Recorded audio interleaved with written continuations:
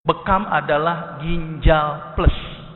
Ginjal adalah organ yang mengeluarkan racun-racun atau zat hasil sistem metabolisme yang tidak berguna tetapi larut dalam air.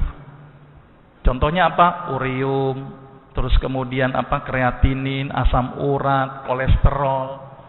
Tapi masalahnya kolesterol tidak larut dalam air sehingga ginjal tidak bisa membuang kolesterol. Dia hanya membuang urium, kreatinin, asam urat. Terus bagaimana kolesterol bisa dibuangkan, Pak? Kolesterol bisa dibuang ketika tadi bekam.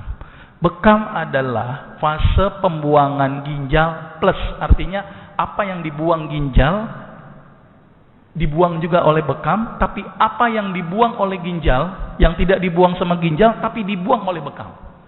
Bahasa medisnya adalah ginjal membuang hidrofilik, arti yang larut dalam air, sedangkan bekam membuang hidrofilik plus hidrofobik. Apa itu? Yang larut dalam air dan larut dalam lemak. Maka itu kenapa bekam bisa ngobatin kolesterol. Bekam bisa mengobatin kelebihan urium dan kreatinin. Bekam bisa mengobatin asam urat. Bekam bisa menurunkan tensi. Kenapa? Saya akan terangkan nanti di sini. Berarti kesimpulannya adalah bekam membuang zat-zat yang tidak berguna seperti ginjal membuang zat-zat yang tidak berguna, namun bekam bergunanya plus. Itu gambaran sedikit. Nah, ini gambaran sedikit bagaimana mekanisme bekam. Ternyata ketika bekam tadi fungsinya sama dengan fungsi ginjal. Berarti dia membuang zat yang tidak berguna. Bahasa kerennya pengeluaran CPS. Tetapi ketika ada sentikan cetik, timbul rangsang nyeri. Ternyata rangsang nyeri ini akan merangsang ke otak langsung. Di otak nanti akan keluar endorfin. Apa itu endorfin? Zat yang bikin kita bahagia, kita tenang, tensi tidak terlalu tinggi. Itu keluarlah endorfin.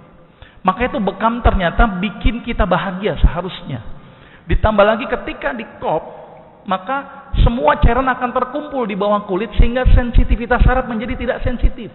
Maka itu kenapa bekam ketika disuntik itu tidak akan ada timbul nyeri. Karena sudah terakumulasi cairan interstisial dalam jumlah yang banyak. Ditambah lagi suntikannya itu merangsang otak, keluar yang namanya beta endorfin. Berarti bekam bahasa kerennya adalah bikin bahagia. Ingin bahagia, bekam.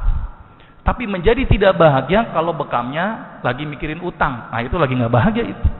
Maka itu bekam seharusnya bikin orang itu menjadi rileks.